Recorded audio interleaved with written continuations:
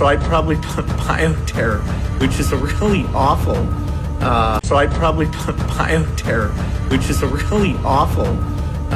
And it won't be the last pandemic. The next one could be far more severe. And it won't be the last pandemic. The next one could be far more severe. Meet Bill Gates, ex-computer geek turned virologist / infectious disease expert without a medical degree. You just have a trough full of money to pay people off, to make them believe he's a medical doctor.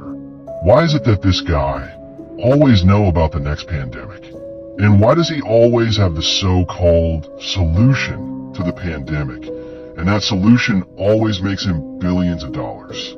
The same guy that would infect your computer with viruses and own the company that sell you the antivirus software to combat it.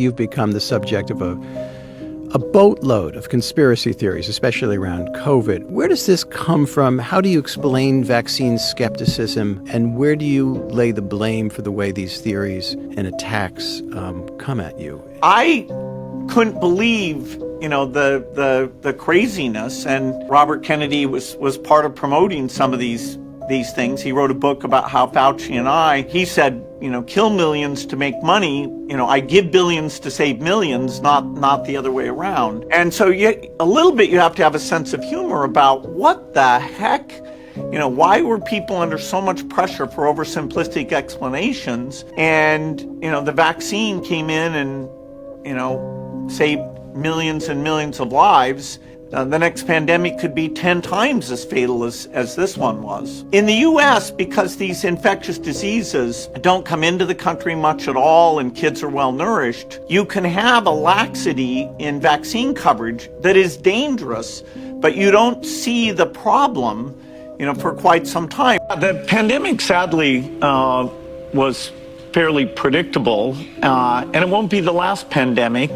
The next one could be far more severe. I mean, this one, it killed millions. It was awful.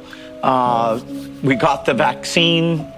Actually, President Trump's leadership was a factor in getting that out quickly. And so when I spoke to him, I said, okay, here's some other medical innovations, including a thing called an HIV cure that could be accelerated. So, we should be more prepared, both for a pandemic. I'd say that's still number one. The Gates Foundation has documented the economic catastrophe that COVID-19 has produced. Bill, what if the recovery out of this catastrophe is K-shaped, which is to say one half of industry and society emerging from the pandemic strong and possibly stronger than before, and the other half weaker and falling further behind? Look at that disgusting grin. Well, as long as the disease is out there, things like tourism, restaurants, a lot of small businesses will be disproportionately affected, whereas office workers, where the virtual connections has actually meant that their loss of productivity is actually quite modest, they'll continue to have their job and be able to be fairly productive. And so the inequity of this, whether it's between citizens in the country, blue collar versus white collar, blacks experiencing a higher sickness rate than others. Poor countries can't borrow money and spend money like the U.S. and other rich countries have. So almost every dimension of inequity has been accentuated here. And that just takes us back to, we've got to bring this thing to a close. And then you can have the tourism and the travel and the sports and the variety of things, get back to where we were before this. Bill Gates consistently, he keeps going on podcasts warning there will be another pandemic, and he says this time it's going to be a bioterror attack. So I'd probably put bioterror, which is a really awful. So they're going to admit it comes from a lab this time. Don't be surprised if we find ourselves in the middle of a new pandemic, this time caused by bioterrorism, according to Mr. Gates. This Trump and Iran war would be the perfect scenario for them to set up a bio attack, especially in the USA. As tensions rise along with Trump threatening to blow up Iran, who's to say they might slip in a quick false flag attack and release something into the environment and... Oh, blame it on the Muslims, naturally. Yep, that's what they do. Blame it on the Muslims, naturally. The media like to go on about Iran's bioterror capabilities anyway. They have 5 high-level laboratories, or at least 5 high-level laboratories in and around Tehran that are highly suspected of producing biological agents and producing biological weapons, or at least those agents for biological weapons. When all the bombing started, I don't know that the United States or Israel said, we're going to take those out.